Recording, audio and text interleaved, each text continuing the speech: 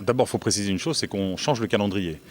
Il est important pour les services et pour les Altos Sequenais qu'on ait un budget qui soit voté quasiment en conformité avec l'année calendaire. C'est un peu nouveau, ça a demandé aux services un peu d'effort, mais ça a été fait et vraiment, il faut les en remercier. Deuxième chose, il y a 3 priorités dans cette affaire. La première, c'est que symboliquement, nous maintenons la fiscalité à son niveau de l'année passée.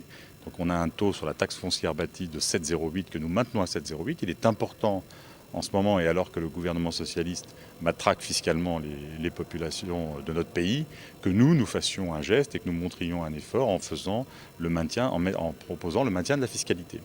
Deuxième chose, nous avons une maîtrise extrêmement sérieuse de nos dépenses de fonctionnement, même si à l'intérieur, notre compétence première, qui est la compétence sociale, a une dépense qui augmente, puisqu'on est à maintenant 700 millions d'euros de dépenses sur le plan social, sur la solidarité, hors masse salariale, bien évidemment, dépenses réelles auprès des Altos Sequenais.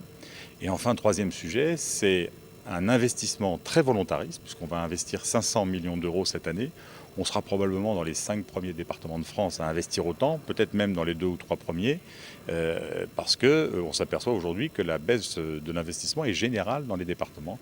Nous faisons au contraire un effort. On était à 450 millions l'année dernière, en 2012, pardon. On sera aux alentours de 500 millions d'euros en 2013. Tout ceci en maintenant un endettement faible, puisque nous sommes aujourd'hui à 160 millions d'euros d'endettement. Vous voyez que c'est extrêmement faible, compte tenu du budget d'1,8 milliard et de notre autofinancement hors amortissement qui est aux alentours de 60 millions.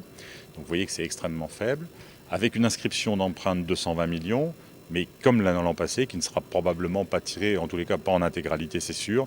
Et donc nous finirons l'exercice avec un endettement tout à fait raisonnable. Donc maintien de la fiscalité, maîtrise de nos dépenses de fonctionnement, et relais économique par la relance de l'investissement.